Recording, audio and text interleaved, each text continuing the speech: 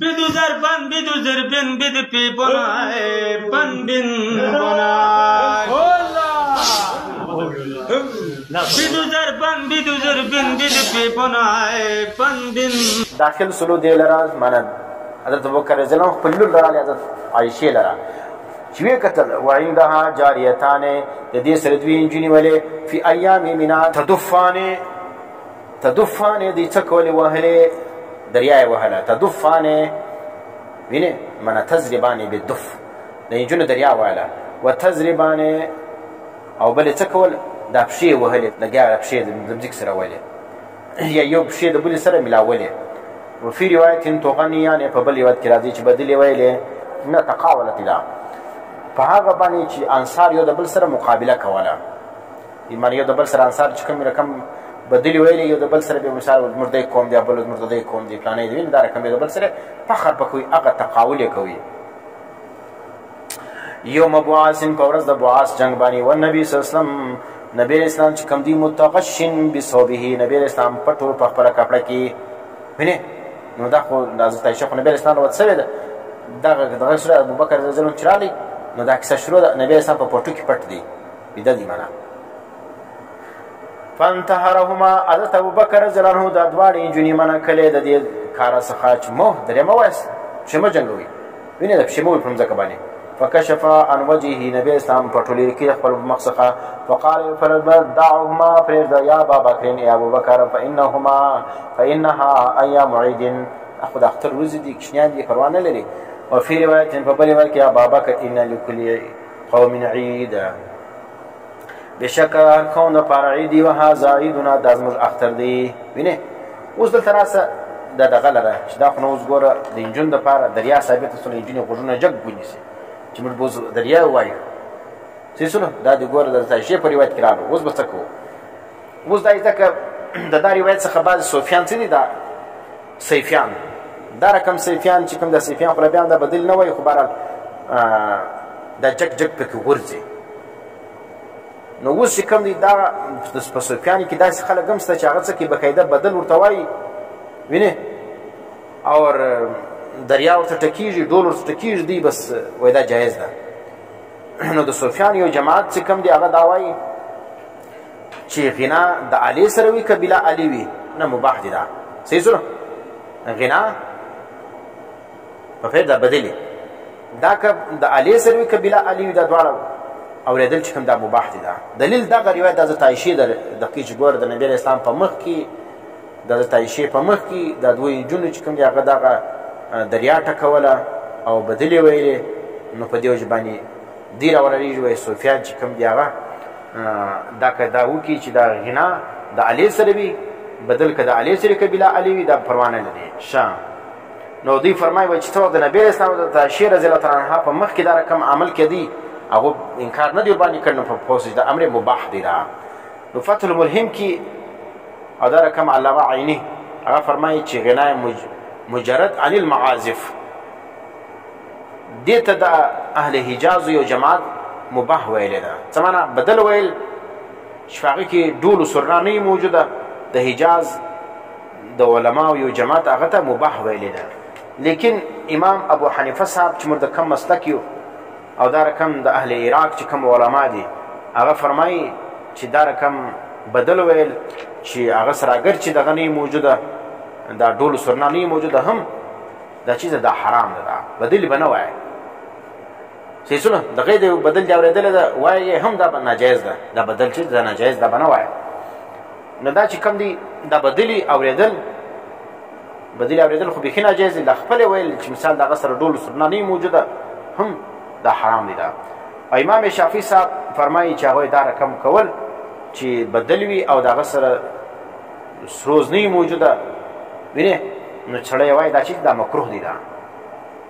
دغه مسلک د امام شافعی امام مالک صاحب دي وقال بعض المشايخ مجرد الغناء والاستماع الیه معصیه وای خالی بدل او دا اوریدل دا ګناه ده بدل بنا اوري نه دی وای حتى قالوا استماع القرآن تدې پوری چې علماو لیکلي چې قرآن ویل د بدلې پر طرز باندې معصیتون دا معصیت دی دا والتالي والسامع آثمان وینه قرآن چې د بدلې پر طرز باندې سي دا هم چې دا معصیت دی ویونکي او اورېدونکي دواړه ګناهګار دي نو په دې کې رد د سیفیانو پر ذکر باندې سیفیان څه چې هلته یو نعت وایي او بل چې کوم د الله نوم دا هو د ډول پر طرز باندې وایي اوس دوی خو چې کوم دی هغه د شرم د وجې ډول نسي راوستلی نو دوی راولاړ سو شیطان کومه لار وښوله هغه دا لار وښوله چې دوی راولاړ سي په لغت سپیکر کې د ساوند والا ایکو چې ولګي نو د لفظ الله چې کوم دی هغه به وایي هلته به د ډول کار ځینې اخلي بیا به دوی پکې مستیږي نو دغه فرمایي علما لیکي چې استماع د قرآن چې په هغه کې الحان د بدل طرز موجوده وي دا ګناه ده اورېدونکي او ویونکي دواړه ګناهګار دي نو د سیفیانو دغه ذکر دغه نعتونه چې په هغو کې دغه بیکګراوند کې دغه ورسره لګېږي د ذکر چې هغه طرز د ډول ورکوي دغه ذکر بلکل ګناه ده دا حرامه ده دا ویونکي او اورېدونکي دواړه چې دا ګناهګار دي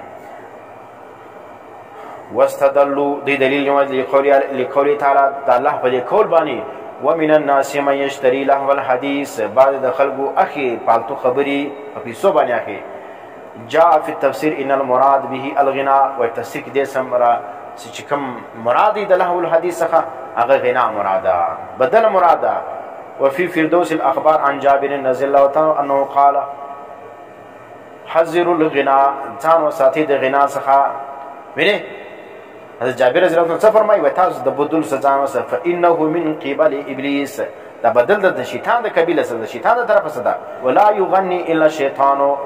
بدل نه وای مگر شیطان او قال ابن مسعود فرمایي صوت الله والغنا ينبت النفاق عبد الله ابن مسعود فرمایي چې صوت الله د له العب اواز اوریدل او دا رقم د بدلی اواز اوریدل ينبت النفاق في القلب دا د انسان په زړه کې دغه منافقت راشنه کوي دغه توخه پاشي دغه ورسته بیا چې څونه زیات اوري بیا د زړه کې د منافقت درخت دریږي بیا ګر سره یا بغټ منافق کما ينبت الماء النبات لکه څنګه چې راشنه کوي دا وبه دا ورشو لره واشه سره کم راشنه کیږي په وبو باندې دا رقم په بدل باندې د انسان په زړه کې منافقت دا رقم غټیږي دا رقم روایت دی نبی اسلام څخه ادخل اصبعه نبی اسلام د خپل غوته مبارکه په غوښ کې داخله کافي اذنی عند سماع الغناء څوک چې بدل اورل ویني د بدل आवाज باندې ولګي نبی اسلام په خپل غوښ کې هغه څوک هغه دا غوتی واچول او موږ په شپه ورځ چې کوم دا اوس بدل او موږ ولا دا شي تصویر سره لګیدل په دا باندې او ودا دا خبرونه دي ویني شیطان اوس په موږ دونه غلبه کړې ده د میډیا په وجه باندې موږ په ګناه کې اوس دونه کده یو چې سهار او ماښام موږ سروز او موږ بد نه ورته وایو سروز بد دی که په خبرو کې راځي هم بد دی که دغه یو مشورې ده هم بد دی که یو بل شی دی هغه هم بد دی په یو طرز باندې سروز اورېدل دا جایز نه دی دا نو خدای دې فضل کوي اوس چې کوم دی هغه شو بدګرده پاخته دی بس د چا ودې ته خیال نشته چې دا ګناه ده ویني دا خبرونه اورم دا مشورې ده دا پلانې ده دا دی ده دا دی ده ویني نو دا چې کوم دی هغه د پلانې شهید تصویر دی هلته بدل ورسره لګوي اوس دی هلته د شهید و تصویر ته ګوري او هلته چې کوم دی هغه بدل اوري شیطان یې پټه پاوري صحیح سلو دا چې سلو نبی اسلام چې څوک د بدلی اواز واورېدی نو په خپل غوږ مبارک کې چې کوم دی هغه ګوته واچوله نو حاصل دا سلو لا رخصت فی السماع فی زماننا زموږ په زمانه کې د بدلو اوریدل یا دغه رقم بدلی چې دغه سره سروز یا دریا موجودی لا دا د کیس رخصت نشته ولی اوس ته دا سفیان چې کوم عمل کړی دی حضرت جنید بغدادي رقم صفی چې کوم دی هغه دا رقم نو هغه به څه وکړي دی فرمایي لأن الجنید البغدادي تابع عن السماع في زمانه هغه خپل توبه کړلو د دې څخه او بیا فرمایي وقال علامه ابن